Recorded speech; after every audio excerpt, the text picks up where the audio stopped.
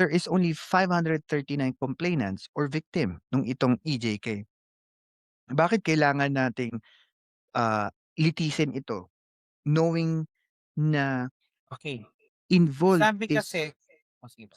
Sabi daw kasi bakit kasi it's only less or kokonti lang yan, ba't parang nalilitisin?